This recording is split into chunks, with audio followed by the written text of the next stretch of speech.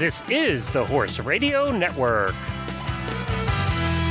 This is episode 272 of the Dressage Radio Show on the Horse Radio Network, brought to you by Benefab Products, Total Saddle Fit, and Easy Signs Online.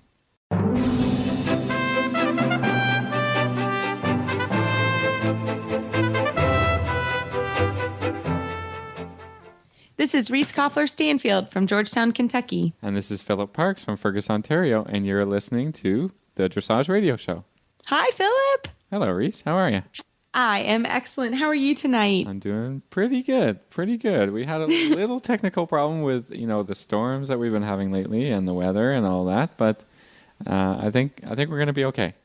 I know. I think we finally made it. And of course, Glenn is never on when we have any kind of when we have problems. problems, he's not around. Never around. Yeah. But you were very good. Of course, I am zero help in any technical aspect. So you've done an excellent job. The internet's not working, Yeah, exactly. But I think we've all had terrible rain, and you're getting it right now. We had it over the weekend, and you have it now. So I hope everyone can. We just want to get over it and carry on, and we're going to be fine.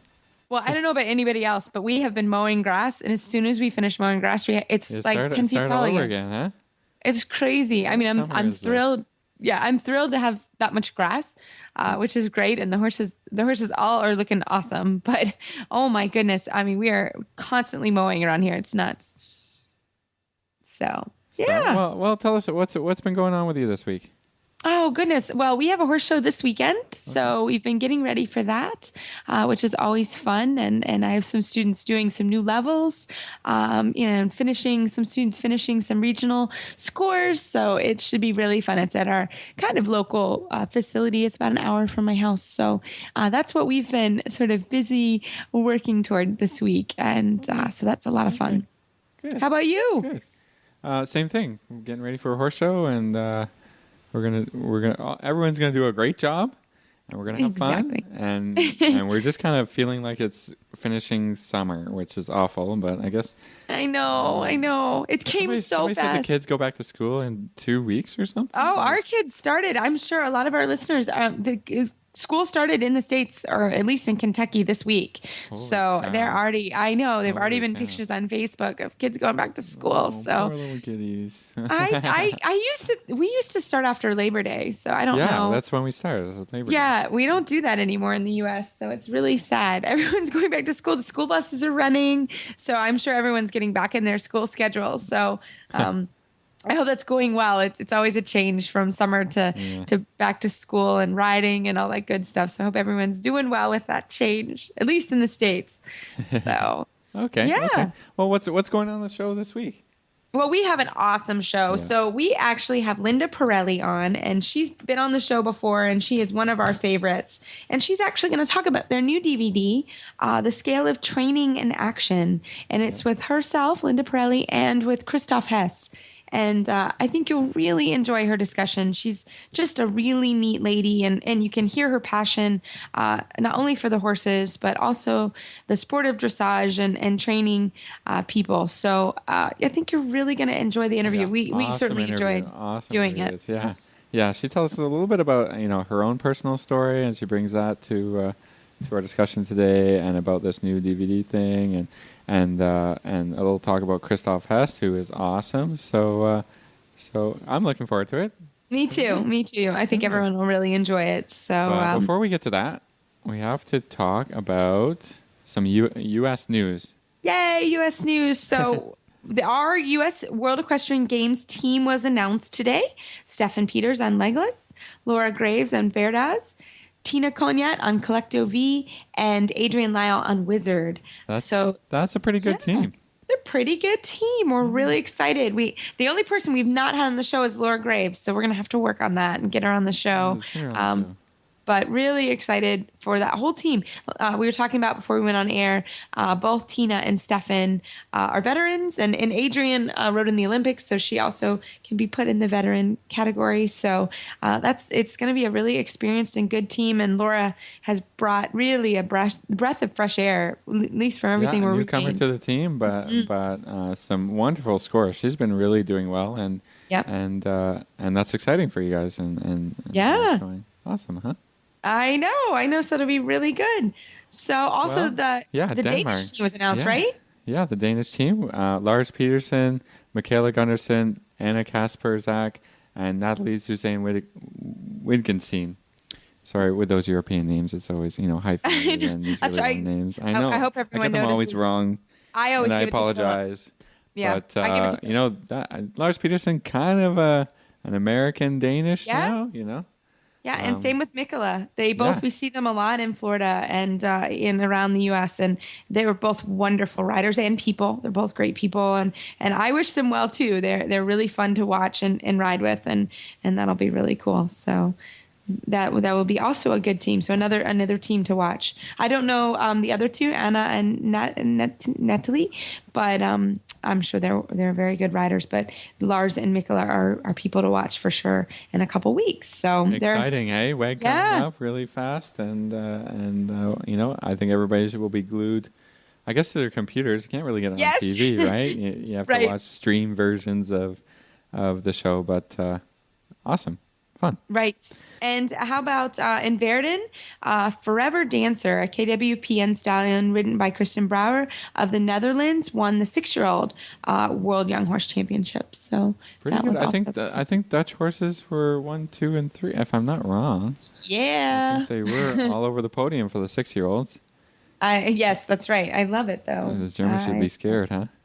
I think they should be definitely thinking about Yeah, that for sure. Yeah, that's pretty exciting and fun. You can watch lots of videos from the Young Horse Championships, online and stuff, and they're pretty exciting horses that you're going to see for sure on world teams in the future when they get trained a little bit more, a few more years, and they can be on the teams and stuff.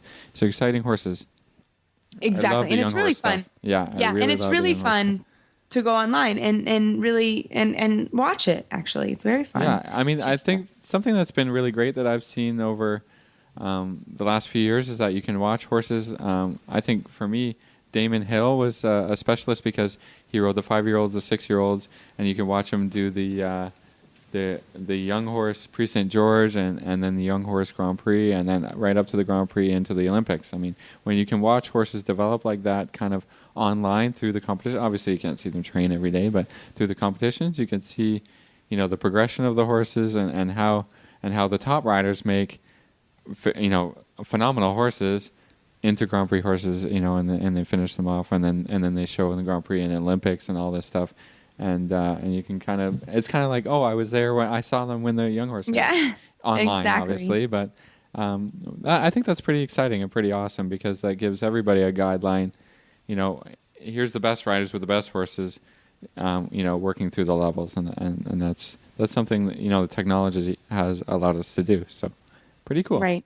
I know, and it's worth if we're especially a rainy afternoon or a rainy evening to pull those up. That's quite fun to do that.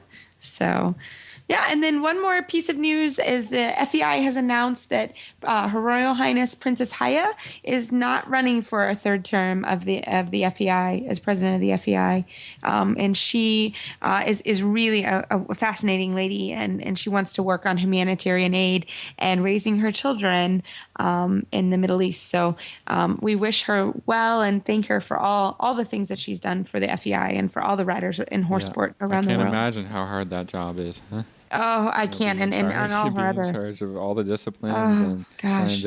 trying to work with all the interest groups and stuff. That's incredible. Right. So And raise children and do oh, everything goodness. else. Yeah. Yes, working everything. woman for sure, and she wants to work on humanitarian aid in Gaza. So I think that's a very, very noble cause and something she probably can impact. So very, very cool. Awesome. But we are sorry that she is leaving the FEI for sure. So I think there's something. There was something in the FEI news that we did not talk about when it came up a few weeks ago, and I was like, oh my god, that's exciting, and I wanted to bring it up on the show, and then I forgot until just this second.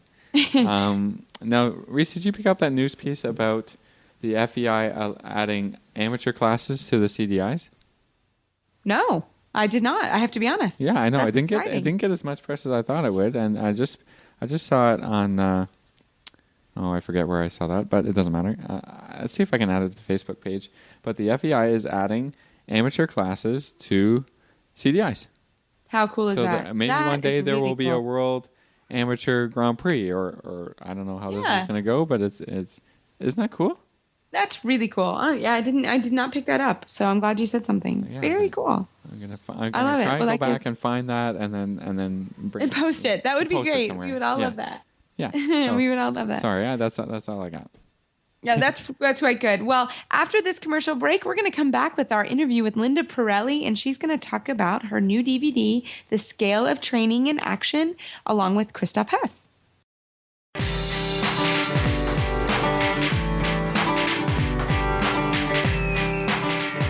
Are you tired of treating your horse for soreness? Well, then be proactive. Benefab offers you and your horse a natural remedy to joint and muscle stiffness, inflammation, and circulatory deficiencies.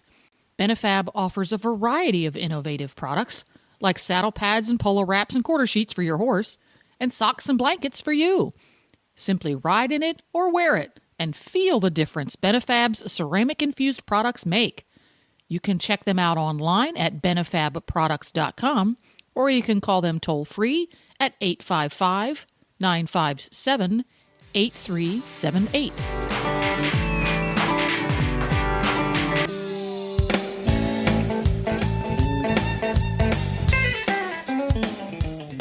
Easy Signs Online is the official sign company of the Horse Radio Network. This week's product highlight are their personalized nameplates. Perfect for horse stalls, tack rooms, lockers, bedroom doors, dog kennels, or whatever you can think of. Choose from hundreds of online graphics to further customize the nameplates from EasySignsOnline.com. Made from 1/2 inch thick solid PVC signboard, these colorful and unique one-sided nameplates are 3.5 inches by 16 inches and are designed for durability, long-term indoor or outdoor use. They are only $39.95 each, and remember, free shipping on most orders over $100. Visit them at EasySignsOnline.com.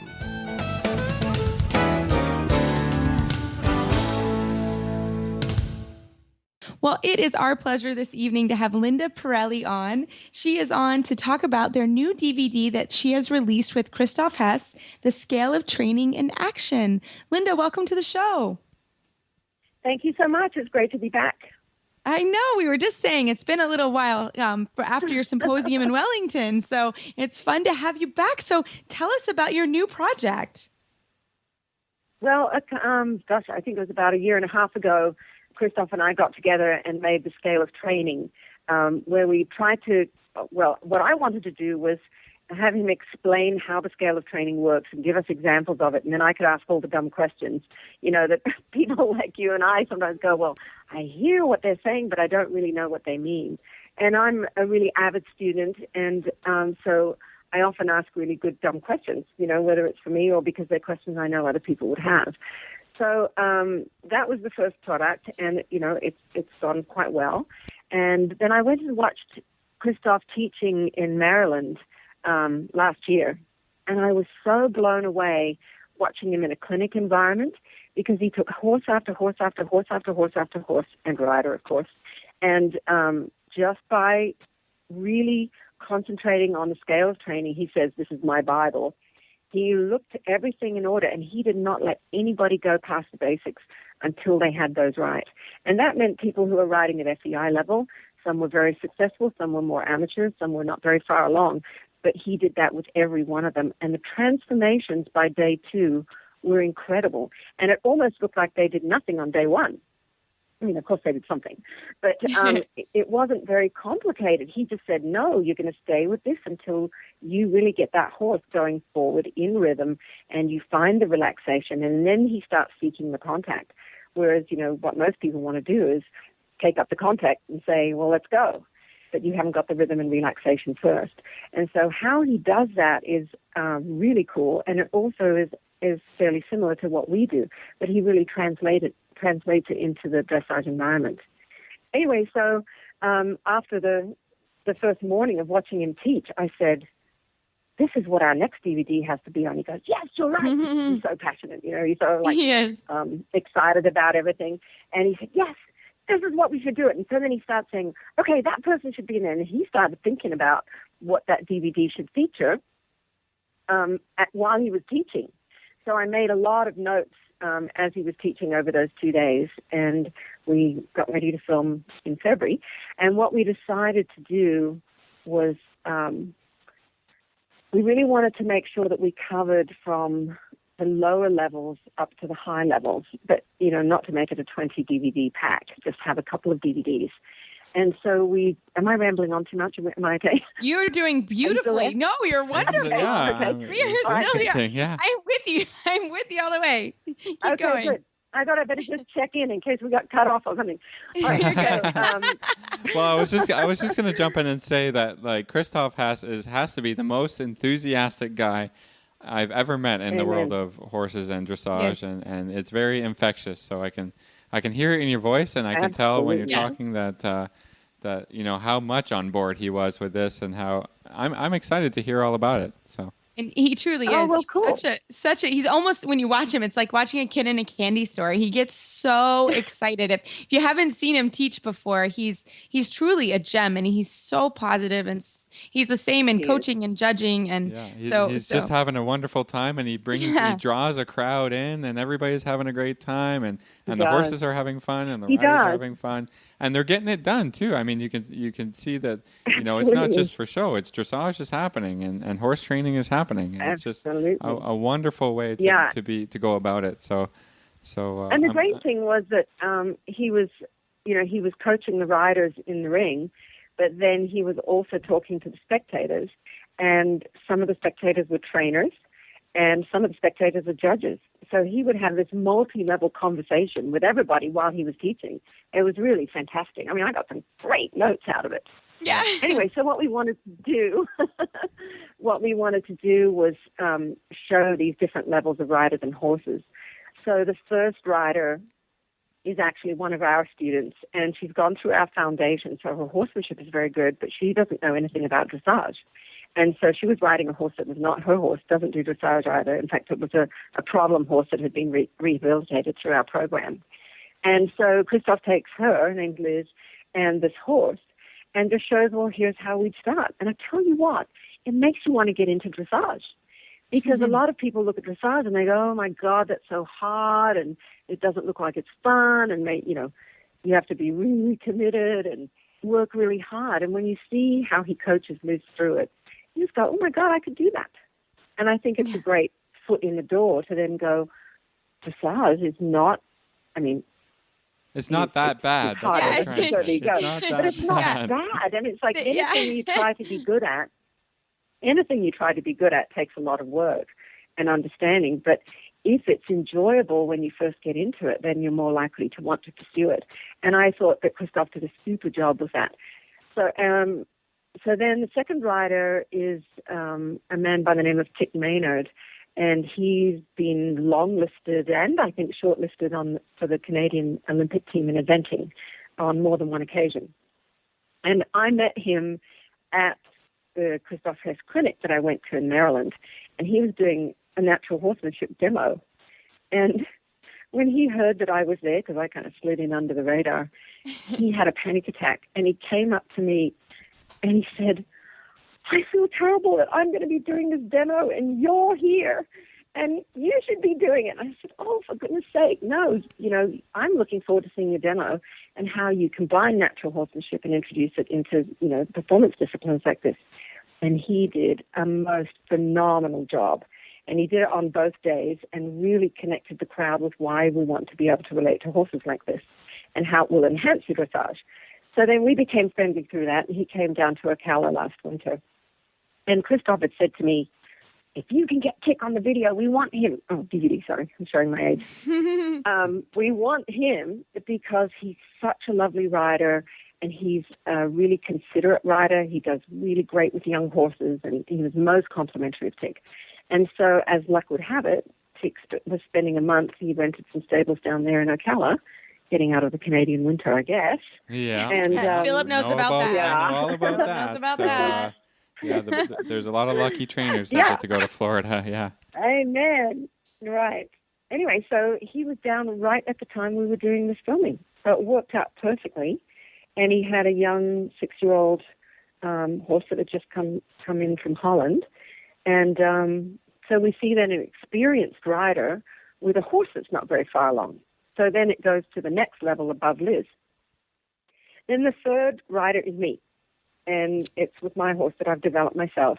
His name is Hot Jazz. He's a lovely Oldenburg horse, and kind of was a very difficult horse to train. Not behaviorally difficult, but he's just kind of shy and unconfident. So it's taken a lot before I could get him to where I can ask him to do things and he doesn't panic. Anyway, so he's been going really well, and I rode him in the first DVD set that we did together, Christoph and I, and we were just starting with him into dressage. So now you're seeing him about a year on and where we're at. And the first lesson is pretty good, and then the second lesson, he really pushes me to the next level. And so I tell a lot of people, you may just want to buy this DVD set to see me having trouble. Oh, no, that's life. That's training horses right there. I know. It was challenging because, he started coaching me through shoulder ins and different things. And of course, I can do shoulder ins and I can keep my horse round.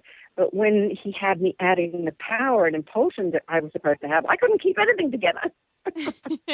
So I think it's a good example of, what can happen to you and how it all comes out good in the end and how to keep a good attitude as a student and as a teacher. So I think this DVD set kind of hits at many, many different levels. And then finally, we have an FEI level rider. Her name is Mette Larsen, and she's, I think, currently the #1 amateur rider in the United States. She's non-pro. She's a doctor. And she does this for her recreation, but she's seriously good. And she discovered Pirelli at our dressage summit. She rode with Christoph in that show. And she has 2 horses that were very, very, very challenging. And my husband, Pat, went up to her in the break and said, do you think I could help you with your horses? With some of the behavioral issues that you're having? And she was like, please. Because they were pretty dangerous, and she's a very good rider, which kind of makes it worse because then she can ride most anything instead of fixing it. So he started working with her, and long story short, she came and spent 6 weeks with us after the Dressage Summit. And now she's got a Pirelli assistant trainer. She's doing it all with her horses on the ground, and then she carries it on into her dressage work, and her horses are doing fantastic. So she's the 4th rider in that, and she's got a horse that she's riding that you can see is very upset on the first lesson. He's very distracted by different things, and you see how Christoph just works her through it. And on the second day, it's just beautiful. So you see lesson 1 and then lesson 2 with all these 4 riders. And interspersed through the whole series of there's only 2 DVDs, but through the lessons is little interview snippets between Christoph and I where we're talking about natural horsemanship or about dressage and what are the problems and how do we think we can help on either end and how the scale of training works. And so it's quite rich. It's got a lot of interesting content. Oh, it sounds like it. And I think the scale of training really can help people break down. Like we were saying, dressage can be really intimidating. But when you think of it, dressage in the scale of training, in each box of the scale, it sort of helps as a roadmap to kind of get you to where you need to go.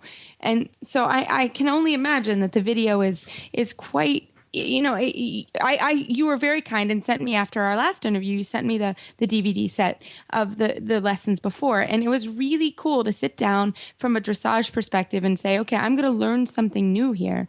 And I really love the way that you break everything down, and you're so passionate and you're so pro horse that it truly was, it was a great opportunity for me to learn and open and learn something new. So I love how you're kind of marinating or mixing the two together here, because I think it'll be a nice next step in the DVD set on okay, this is something that everybody can work toward and everybody can do this as you go through. So I love the idea, and I think it's a fabulous and like we said, Christoph is wonderful. He's even if you see him I've seen him at a couple of trainer symposiums, and he is just so kind and so infectious, and he reminds you, all of us, we are pro horse here, and we're trying to work together and not apart. So it really, absolutely. I can imagine This is a great DVD set. Yeah, well, we're having a ball. We were talking yesterday, and he's going, "Okay, what's our next DVD?" I'm like, "Oh my god!" You're like, whoa. Thinking about Always on to the next thing, right? Yeah, so that's really cool, and I think also what's really fun is to work with somebody of his caliber who really understands the gymnastic training of the horse and the rider, and to be so open-minded and see the value that we bring on the mental emotional side of the horse, and how do we combine these two things together? Because he's all about the happy athlete, the happy, healthy athlete, and so we've had some quite in-depth conversations about, how do you know if a horse is happy, and how do you keep him happy? And especially if you're doing something that is as gymnastically demanding as dressage in a rather boring 20 by 60 arena. How do you ride a horse in there and have the horse go, "Oh boy," when you ride in, instead of, "Oh no, not this again." So, that's one of the things that we really are trying to bring into view. And I think, just to give a little sneaky peek of our discussion yesterday, we both were thinking along the lines of problem solving. So, if you've got this problem, that problem, how would you solve it from a dressage point of view via Christoph's advice? And then if it's a behavioral problem, how would we do it? And so, again, bring those two worlds closer together so that everybody's got answers. It's not, Pirelli's not taking over dressage. It's, what can we add that we know about in the mental emotional part of the horse? Oh, I think that's phenomenal. Awesome. And from a trainer's perspective, you always need help. I mean, when you have that problem horse where, there's sometimes I sit awake at night and say, okay, how can I think out of the box, or how can I meld, every training system? I think that that's a great idea. I would be in for that video for sure. That DVD. Okay. That is, that's always the question. Great. Well, there's our first vote. I know, I'm in. There you go. I got vote 1, but it's true. I think that, and that's where, knowing and breathing the scale actually can really help. Because you can go back, and this is back to this DVD, is you can go back and say, okay, am I having problems at rhythm? Am I having problems at relaxation? Yep. Where am I having my issue? And sometimes to just step back and, like you said, go to the basics, that is such an important thing to do. Yep. And so, he's manic about it. I mean, I've seen things, people go, "Oh, well, that's relaxed enough." He's like, It could always be better, right? Go. Yeah, we are not passing go till we really, truly have that relaxation. And, when you're a stickler for those basics like that, oh my gosh, the next day the horses came in. They looked different. I've never seen transformations from one lesson to the next as I've seen with Christoph. And I've been to a lot of clinics. Really quite extraordinary. Yeah, he's a great guy. Now, Linda, I wonder if you could just talk to us a little bit more about, marrying the natural horsemanship to the dressage and some of the benefits that you've seen in your experience about even going back to, before the training scale to the groundwork and that sort of thing. Yeah, well, I first of all, I met Pat because I was a struggling dressage rider. So dressage was always, it was not always my passion. Eventing was my passion. And I got a horse that was so out of control that my instructor said, we really should focus on dressage for a while. And I'm thinking, oh, God, how boring. I don't want to do dressage. Eventers, you do dressage because you have to, but all the fun's in your cross-country and jumping, right? So I was one of those that reluctantly came into dressage and then found out how difficult it was. And then I had a horse that was working against me. And he was not just resistant. He was downright dangerous. And I struggled with him for 2 years and basically made no progress. And finally, I was on the point of giving up. And I just happened to see a video of Pat Pirelli in my local tack store. I mean, what are odds? Some things are just meant to be. And I saw him, I saw this cowboy riding around on a horse. Oh, that looks pretty good, but cowboy's got nothing to do with me, And he was doing flying changes and spins, and then he did a slide stop that, he went at least, 30, 40 feet, skidding that horse into the ground. And then the camera zoomed in, and I saw there was no bridle on the horse's head. And so everything I'd been watching, I didn't even realize the horse had no bridle, because you just don't see that. I mean, this is back in 1989, so you really didn't see it. Right, you do now. But 89, it was like, huh? how in the heck can you do that? I've ridden a horse with no bridle. I rode my ponies with no bridle, but I wasn't in any kind of control. And here he was doing all this stuff, and I thought, well, if he can do all of this and stop his horse from a dead run at a gallop with no bridle, then maybe he can teach me to stop my horse from a trot at X with about $300 worth of gadgets on his head. So Right. that's more why I now. went. Yeah, more now. It's more than that now, for sure. There's something wrong with this picture. If I can't stop from a trot, I've got, control issues, and I've got every gadget known to man at that time. There's something I need to learn from this cowboy. Even if he's a cowboy, I'm going. I'm a dressage rider, and I'm going. Everyone told me not to go, that I was an idiot. This is the best part. They said, he's going to be like all those Americans, because this was Australia. I forgot to say that. I'm from Australia. So I was in Sydney. And he came over there and was teaching, and somebody said to me, because I was trying to say, you need to come, you should have seen what he was doing on his video. No, that's stupid, and what's a cowboy going to teach you about dressage? And I said, I don't want him to teach me about dressage. I want him to teach me how to stop my horse. Yeah, there you go. And then one person said to me, it's like all those Yanks, those Americans, they'll just come over here and you'll never see them again. Take all your money and you'll never see them again. I thought, well, I proved that one wrong. Ended up marrying the guy, so. Yeah, there you go. Anyway, that's the way to keep him around. Yeah, so my horse was the worst horse at the clinic. But within a couple of hours, I had the most amazing transformation, and I was sold. It was like I'd been struggling for 2 years with lessons 5 days a week, and I still could not control the horse. And now, within 2 hours at this clinic, Pat Pirelli clinic, I'm riding my horse in a halter with other horses around me, and everything's fine. So then I got on that track studying, he had a few videos back then. And then to cut a long story short, I opened an office for him in Sydney, and then I ended up coming over here because he asked me if I'd like to help him change the world. And I said, sure. I had no idea what that meant, but I'm on. I'm in. So a lot of what happens in how we get introduced to dressage riders is through problems. Because looking from the outside, they look at natural horsemanship and go, well, that's not dressage. What's that got to do with me? And I think these days natural horsemanship comes across a little bit more as a discipline than it does as a horsemanship foundation for horses or riders. And that's okay, because it's kept a lot of people loving what they do and playing with their horses in different ways, and especially people who can't ride and they can do lots of things on the ground. But originally, our whole program was about teaching people to understand the nature and the needs of horses. And then that the easiest place to create a positive relationship and understanding and communication is on the ground, because you can look each other in the eyes. You're not trying to stay on a crazy horse. You can fix problems and misunderstandings. And then the horse goes, oh, I thought you were trying to kill me. You were just asking me to do a half pass, right? Right. Yes, sure. So we fix those on the ground. Same thing with bits. A lot of horses have big trouble with bits. And so people say bits are the problem. And it's not necessarily about the bit. The horse just doesn't understand what he's supposed to do with it. So then we take it from the mental emotional side of the horse and go, how can we create understanding? How can we teach him that we're not trying to force him and kill him? We just want to dance together. And we dance in this way. And once the horse understands, then a lot of the problems go away. So that's how we've been introduced into some pretty high-level areas as well as lower levels of dressage. But, we've been to Saumur in France because they had a horse there that they could not ride.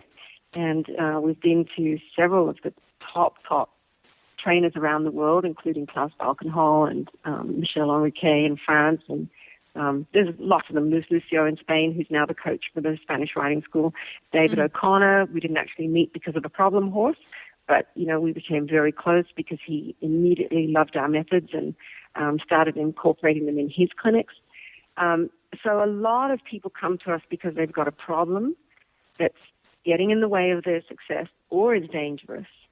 And they've tried everything and they haven't solved it. And so we're the last resort. But we'll take it. Okay. Well, you don't mind that then. They don't want to give up on the horse. Yeah, then that's how we help. So I don't think we found a way to really be mainstream in as far as going, these are the things that you can do with your horse to become more calm, connected, and responsive and supple, and get him to understand it from the mental, emotional point of view. And then you can take that knowledge into your performance world and your gymnastic work and all those kinds of things, and you'll know how to solve or prevent problems that come up. Yeah. Yeah. Now, Linda, I'm still curious about this story about, that first horse where, you were introduced to the Pirelli thing. I mean, what was it about that case, for example, that you kind of made a breakthrough? You were what was it in that situation? Well, my horse, he was a thoroughbred, but he was built like a warm blood. A very good-looking horse, big, powerful gaits, and he was. I mean, I'm saying this now. He was terrified of contact, and he was terrified of being. He was terrified of your leg. He was terrified of your hand. And he would look crazy. I mean, rearing, bolting, fractious, dangerous, difficult. I've got scars on my body to prove it, So, and I wouldn't give up, because I loved him, but he's trying to kill me. Yeah, well, why wouldn't you give up either? I mean, if you were injured by this horse and all of this, I mean, what made you keep going? I guess I just believed there was going to be a solution. And finally, people started getting aggravated with me and saying, you need to sell this horse. It's not a horse for you. It's a man's horse. He's dangerous. He's going to kill you. And it's not you, it's the horse. Right. And then I would look at him in the paddock and I'd go, there's a disconnect here because he doesn't look crazy in the paddock. He looks like a normal horse. He's not crazy to lead around. As soon as I start packing him up, the craziness begins.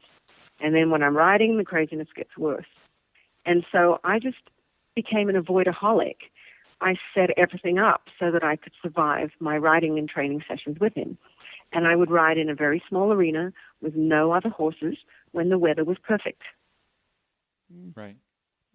Right. I think there's a lot of that story out there. I think there's a lot of that out there. I mean, we avoid the things that we don't know how to solve instantly. Right. But what we try to do is go, there's a way to solve this.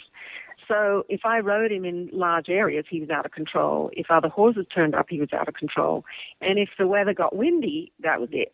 It was like taken back to the barn. So I really was on the point of giving up because I bought every bit at that time that I thought would do it. I had every martingale and chambon and drawing, you name it. I had everything and nothing fixed him. And I loved him and I didn't want to give up on him, but I was at that point because I'd been to some of the top trainers, and one of them was a world-renowned, a nationally renowned anyway, Australian renowned trainer that people would take problem horses to of any discipline. But I didn't want to do it because I went and saw him. He actually lived not far from where I was. And I thought, well, I'll go up and watch what he does. And I just thought it was so cool. It's like, well, I'll retire my horse to the paddock before I take him to that guy. So when I went to Pat's clinic, I mean, my horse was body slamming me and all the other horses. I could barely lead him. And then Pat started us on what is now called the 7 games. And he said they're the games that horses play with each other to establish a relationship of trust and respect. And he said, for humans, we need the trust and respect, but often the trust is harder to get because we're a predator and the horse is a prey animal. And so he gave us the first thing to do. And actually, when he was talking about prey animals, I remember thinking, huh? How? I never even thought of that. I've been in horses 20 years, and this is the first time that I hear somebody talk about a horse as a prey animal. Because I went, this is my horsey, like he's my dressage horsey. Yeah. Prey animals are in those National Geographic videos, and it's like, wow. So that was the first thing that was a big paradigm shift for me. And then knowing that we were predators and how we were perceived by horses, even if we were vegetarians, even if we were kind, they still know that we are predators, and that's right below the surface. And often we don't get past that place in our relationship with horses. So they go, you're a predator, you're like a wolf in sheep's clothing, and we're just waiting to see the wolf.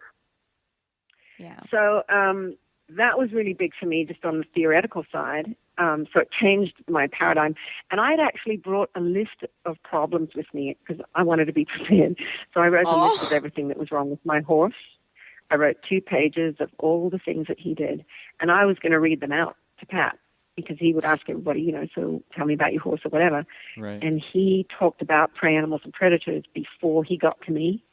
And so I didn't read in the list. I just said, I have problems and I think you'll see them. But I went, oh my God, I had 2 pages of problems on my horse, but he really only has one problem, me. Oh, He's fine when I'm not around.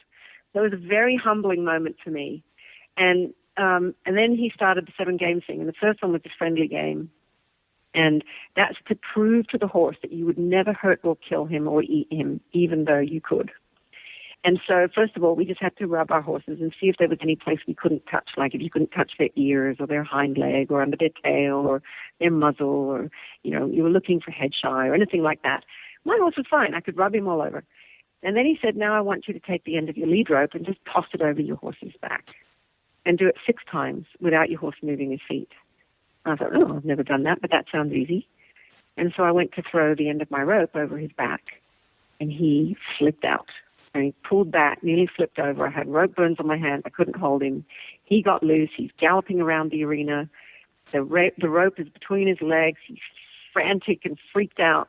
And I'm standing there going, oh, my God. And everyone else is throwing the rope over their horse's back. No problem. My horse is like, and you're just running. Yeah, yours is gone. That would happen to me. My horse is gone. He's left the planet. And so Pat walked up to me because his assistants were then, trying to calm my horse and get him to where they could approach him and get him back to me. And Pat came up to me and he said, there's 6 things we're going to do today. This is before we had 7 games. There were 6 things. Right. And he said, this one is the most important. He said, and what you've just discovered is that your horse does not trust you one bit. And he said, we're not going to try to communicate with him or ask him to do anything until we've got the trust in place. So I brought the horse back to me, and then he showed me how to not start by throwing it over his back, because, of course, he's going to freak out. So how can I do little things and work up to it and use approach and retreat? So I started learning about how to help build confidence with prey animals. And, with horses anyway, since then people have done it with every kind of prey animal. So finally my horse stood still, and I could throw the rope over his back, but it took an hour and a half. Wow. And I don't know actually how I stayed with it, because I think I went through every emotion known to man. I got frustrated, then I got kind of angry and impatient, and of course I'm trying not to show my horse, but my horse can read everything, because even though you're faking it, they can read your energy. And so finally I got so tired, and Pat would ride by. Everyone else has been through all the games now, and they're almost ready to ride their horses, and I'm still trying to get this rope over my horse's back. Mm-hmm. And Pat would come by every now and then, and he'd go, you're doing great. I'm like, you got to be kidding. I can't even throw the rope over my horse's back. He says, no, you're doing great. Keep it up. I've never seen it take longer than 2 days. Oh, gosh. Oh, my goodness. Oh, my God. You know what, this is really embarrassing, but you know what my first thought was after he said that? Is that this is only a 1-day clinic. Right. I like it. Anyway. So then, he walked away and he's coaching the other people, and I'm there with his dang rope and having to try and throw it over my horse's back. And I thought about what he said, and I went, you know what? I run out of patience in about 5 seconds. And if nothing else, he's trying to teach me about patience. And if I can adopt that thing, but it might take 2 days, then maybe I'll get it done. Yeah. And so my attitude changed. Instead of having to get it done and being all frustrated and everybody else ahead of me, and, all of a sudden it was about the horse. What if I gave him 2 days? What if I did that? And, in the next 10 minutes I got it. No kidding. It's incredible. So that was huge. It was huge. It was massive for me. And Pat really thought that I was going to quit and, leave the clinic, and because it doesn't always take that long with horses. But mine was pretty serious. And then by the afternoon, I could saddle him because I used to have to cross tie him, and even then he'd try to escape the saddle when I put it on him. But I could saddle him on a loose rope, not tied up. I rode him with a halter and one rein with 15 other riders in the arena. And I mean, it was unbelievable for me that I'd struggled for 2 years and now all of a sudden I could do this.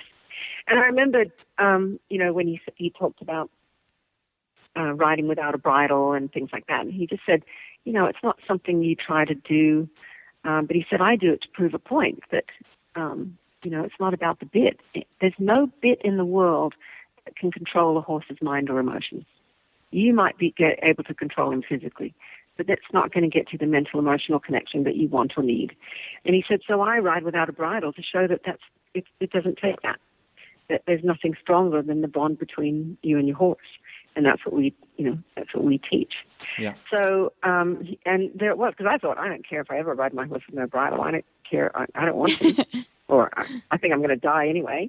And I don't even care about riding him in a halter. I just want to stop him in the bit. But by the end of the day, I was so changed in terms of looking at what horses need in the relationship with us. Whereas before it was very one-sided. It was, what do I want from my horse? What are my goals? What do I want to achieve? And you dumb horse, you're in my way. You're bolting and you're fractious and you're not behaving. And, how will I ever reach my goals? So I was very, very different after that day. Really, really changed. I looked at horses in a completely different way. And my progress, after that was incredible. And, I remember it was about a year later and I was riding in a public arena. And, there's a few other people there and I was just playing and I was actually riding my horse with no bridle. And at the end of it, I took off his saddle and I laid him down on the ground. And this person came up to me and said, "Hey, Linda, hi. Hey, what had happened to that crazy horse of yours?" And I said, "Well, here he is. He's lying on the ground next to me." Wow. Yeah. So, yeah, it's huge. And so it doesn't mean that that's the be-all and end-all, but when you've got that kind of trust and respect, you can do anything. It doesn't matter what your goals are. Yeah. And now you also do it as your partner, your willing partner, not just because he has no other choice, Well, I think that's And I think a lot of us, a lot of us, we love our horses and we want them to enjoy it, but we don't really know how to get them to do that. And especially if it's a fairly challenging horse, then, it's more difficult to understand what's really needed. Right. Yeah. You guys make me talk a lot. I think the biggest thing here is that sometimes it's about training the horse, but most of the time it's about training riders, right? And riders can take their skills and their and what they learn to another horse, and it's not just about one singular horse, because we live a lot longer than our horses do, don't we? So we usually need a couple in our lives. Yeah, exactly. And the horse wasn't looking for us. We looked for them. And so now how can we be their leader where they go, "Oh, you're my alpha and I love you and, I'm not scared of you and I try my heart out for you." And people think there's only some horses that are like that. But we're known the world over for taking some of the most challenging horses on the planet and developing that kind of a relationship. And so that's what we teach people, is how can you have that kind of relationship, and then you can take it and do whatever you want. But we're the leader, so it's our responsibility. The horse's livelihood and well-being and happiness, I feel very strongly about as being our responsibility. And the more we can know about that, become better partners and leaders for our horses, the happier they are. No, that's so true. And I just love how you describe it, Linda, and I love your passion for it, because I think, this is something that we work here at my barn with a lot of my adult amateur clients where, I say, come on, you have to be the leader and you really have to lead this horse. And there's a lot that goes into that. It's easy to say, but it's not, sometimes it's not so easy to do. So it's not, it's hard. And then you bring in dressage and all the complexity of that. And, that's why I love that you have now taken it to this scale of training DVD, because it kind of brings it all around. And then it really will help people, again, there is a roadmap. There is a way to do it. This sport is not a new sport. It's been around a while. So I love I love your and how your infectious excitement about it, and also Christoph Hess is the same. He's really truly wonderful, and we always enjoy having you on the show, and I always feel so passionate after our interviews. So I thank you for your time. Thank you so much. Linda, how do people find you online? How if they want to buy the DVD or ask some questions, how do they do that? Pirelli.com. Great. Pirelli.com. That's pretty simple. Yeah, huh? we can handle that. Yeah, pretty straightforward. Pirelli.com. Yeah. And it's Parelli. Parelli.com.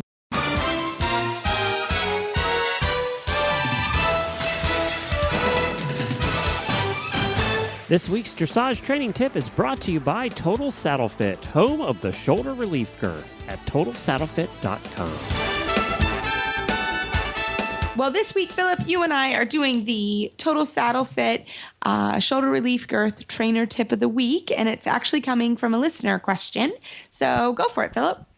All right. Well, we got a great email here, and this is a position question. So I'll get right into it. I'll just read as much as I think is important here for this. This is a problem that a lot of people have, so it's not a very specific issue, and then we thought it would be great for the show because we want to talk about a few of these issues here on the show.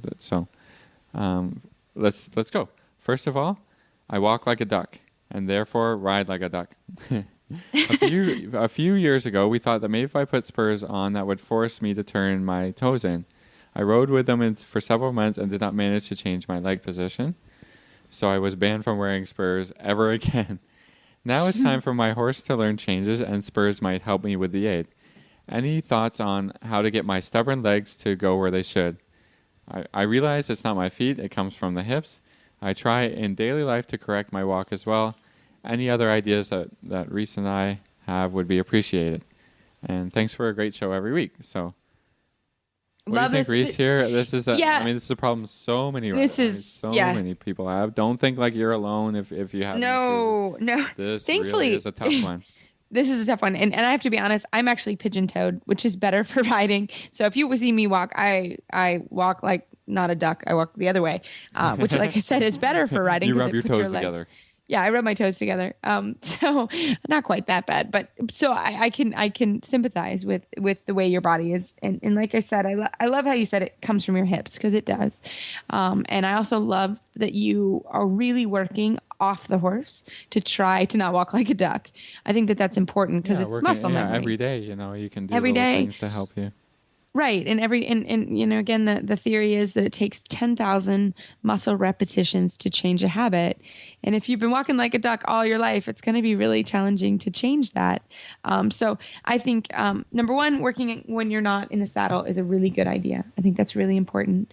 And then number two, and I know Philip is too, riding without stirrups is a really huge thing. It will help a lot because gravity takes over. Again, you have to have the right horse to take your stirrups away. And again, if you're riding something crazy or that needs to see Linda Pirelli, don't ride without stirrups. But, if you're on a good horse in an arena, you're usually okay. And really, we work a lot on riding without stirrups. I think it's a really important thing. And then the other thing that I would say is lunge lessons. Those are also very, very helpful. Working. Bring it back to lunge lessons. Good one. Yep. Lunge lessons are huge. And then just doing some basic exercises where you kind of show your legs, stand in front of the mirror if you have one, or even bring out a little mirror or something that you can see or videotape so you can change. And so your body kind of knows, okay, this is the position I'm supposed to be in versus this is when I'm not. So, Philip, what do you think about that before we tackle the spurs side of it? The position thing, it helps. I try and teach riders, like you said, from the hip to kind of roll. It's tough to talk about on the radio, I guess, but you have to kind of roll the muscle of your thigh should be a little bit behind your thigh, not sitting. Do you know what I'm talking about here? Sorry, I got into a thing that's hard. But you shouldn't sit with the biggest muscle of your thigh against the horse. It should be a little bit, so you ride almost on the front of your thigh. You can really help this problem from the upper part of your leg, not necessarily, just turning, everybody can say turn your toes in, that's easy, but that may not be the issue. Again, if you can really turn from your hip and the front of your thigh into the horse. That's a good start. Now, the second part of this, what I want to talk about is if you're having to use your leg in every step of the walk, trot, and canter, you will never turn your toe in, right? That's a good point. Because part of turning your toe in is actually taking your leg off of the horse. So I know we've talked about this before, but if your horse isn't really off your leg, you can never fix your position because you're turning your toe out a little bit to keep the horse going. I don't know if this is specifically this listener's question, but I mean, that's one thing I notice in a lot of riders, that they're pressing every step, and that naturally will turn your toe out and have you really riding and pushing that horse from the wrong, doing kind of not training the horse, but riding too much and being the engine for the horse and working too hard. When you take your leg off and turn your toe in, the horse is supposed to keep going. So if he doesn't do that, or she doesn't do that, that's a good place to start, is to get them, off of a lighter aid and moving under their own momentum a little bit and staying what we like to call in front of your leg. We talk about this a lot, so I don't want to get into it all over again with you, Reese, here, but that's so important because to be able to sit really well, the horse has to be just going under his own volition a little bit. Then you can start to take that leg off and turn the heel out. Yeah. That's my tip. Maybe that's your problem. Maybe that'll help with your problem, but there you go. No, I like it. And that's also when you bring it back to lunge lesson, the person that's lunging is keeping, or should be, if they have a whip, keeping the horse in front of you. Keep the horse going, and then you can just work.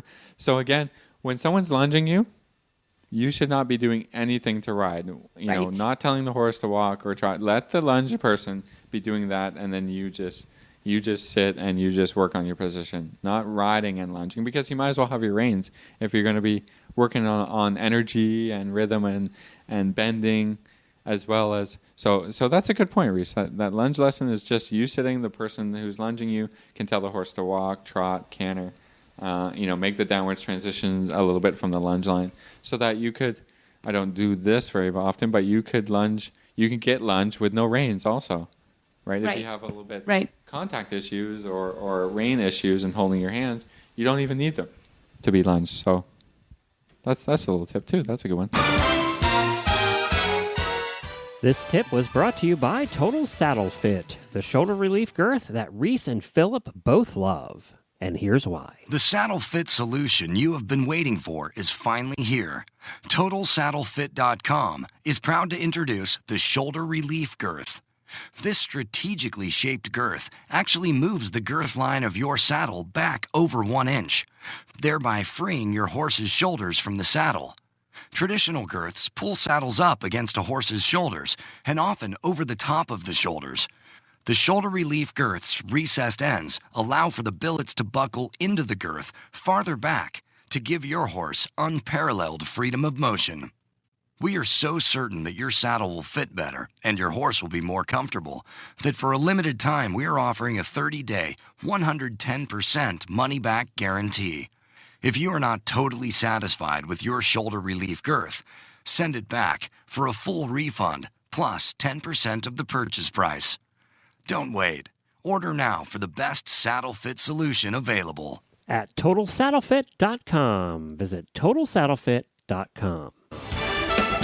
So let's talk about spurs real quickly. I mean, this could be its own separate tip, and I think spurs. It's tough to again talk about on the radio because, for me, you have to have a quiet leg to use spurs, and I have a really young 12-year-old who takes lessons from me, and she has an older horse. He's wonderful, and it's a great combination. But when I first met her this winter, her legs really weren't long enough, and she wasn't quiet enough to use spurs. So I didn't give them to her. I made her really use her leg and get stronger. Well, it's amazing from when I met her this winter to now, almost the fall. I mean, she's grown a lot. And now, she can really use her legs, and they're down and they're long. And now her leg is quiet. And I just said to her, I think we should start with a little baby spur. And just a little one, Prince of Wales. Let's try it. Let's start with that and see if we can get, now that your leg is quiet and that you can use your leg appropriately, now a little spur may help you. I will tell you, this is a little off topic, but my biggest pet peeve is when you come to ride a horse at someone's barn, or you try a horse and you come with big, huge rowel spurs. I don't use big, huge rowel spurs. So, whenever someone comes to ride my horses, it's kind to always ask, if you're riding a horse for the first time, do you wear spurs? Will these spurs be okay? Are they too sharp? That's just a pet peeve of mine I had to bring out. Okay, it happened to me. It happened to me the other day. Sorry. Oh, okay. Somebody came to try a horse and I was like, he doesn't need that big of a spur, Yeah, so it's just a pet peeve.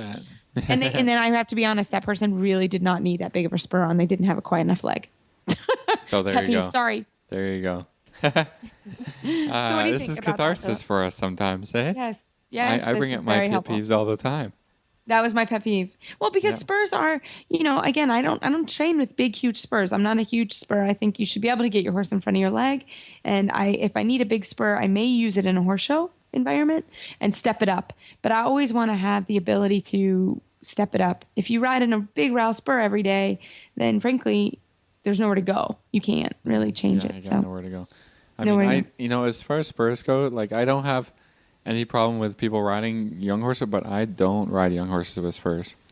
I don't ride with spurs until the horse is second level, basically, and that's just a personal preference. I mean, that's just I mean, it doesn't bother me when people ride with spurs. I have a few students that do. I don't force them not to, but for my own personal thing, I just I leave them. I have a whole array of small spurs, big spurs that I ride the older horses in, but I just don't like having nowhere to go, right, with those young guys. And if they're lazy, I make them sharp.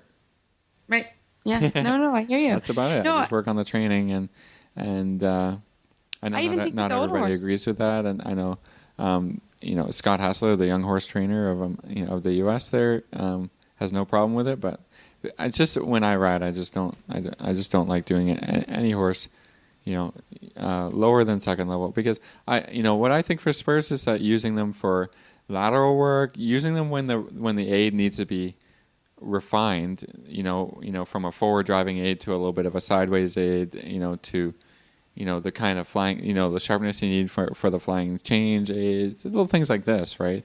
And using them to refine the aids, not to say, well, my horse doesn't listen and or he's dead to the leg and now I need to amp it up, and I don't like that. So no, I don't either. But I think also a good thing to remember is to take your spurs off, even if you ride in spurs on a daily basis. Yeah. It's fun every once in a while to take them off. And if we want to hack, we never have the spurs on. So I think you have to think about it. You have to think about they're not a right. Spurs are not a right for riders. Yeah. It's not part of the uniform until you get to the FEI. There's riders I've had that have, I said, hey, let's put the spurs on, and then a few months later come back, hey, let's take the spurs off now. Yes, exactly. That's no problem. Exactly. You can go on spurs, you can go without spurs. Yeah. Just try it. I mean, there's even the FEI horses. Hey, let's do it without spurs. Take them away. Today. Just for a fun trick, it can pee off and passage from your leg. Yeah, no problem. They should be able to. In fact. I mean, you can have a really long, like you said, we can have a really long discussion about spurs and this and that and other training tools that we use. But yes, absolutely. Yeah. It's good talk about the really leg and position for your leg and how to achieve a good position, and it's a great question. Yeah, really good question. Thank you for that. I love it. Well, we have a couple we got any shout outs this week? What's going on? We do. I have a shout out to a friend of mine who owns Hinton Mills. It is a feed store he is in Moorhead, Kentucky, and he is having a horse awareness day at his shop. And he wanted me to give a shout out to anybody in that area. If they want to come, please feel free to email me and I can give you more information. But hintonmills.com, and they're having this big horse awareness day with feed specialists and pasture specialists. So if anyone's in the Kentucky area, go see Adam Hinton at Hinton Mills. Feed mill. Cool. So that was my shout out for today. I also have a shout out, but this is from our Facebook page, Amy Nelson, who wrote us an email a couple weeks ago, and that we answered in last week's. Was it last week's training tips? Yeah. So Amy Nelson, there you go. Thanks for writing into the Thanks for shout out. Yeah. Exactly. And we love listener questions, and we they really help us with the show, but it brings up things that we don't think about, and we love hearing what you want to hear on the show, because it's partly your show as well. So everyone, you can find our show notes and links to today's guests on our website, dressageradio.com. Like us on Facebook, just search Dressage Radio Show. Follow us on Twitter at Horse Radio. My website is maplecrestfarmky.com, and my email is reese@horseradionetwork.com. You can find me at philipparksequestrian.com, and my email is philip@horseradionetwork.com. I'd like to thank our sponsors this week for allowing us to put on a good show. And don't forget to check out all the other shows on Horse Radio Network at horseradionetwork.com. Everybody, keep your heels down and your shoulders back, and we'll talk to you next week.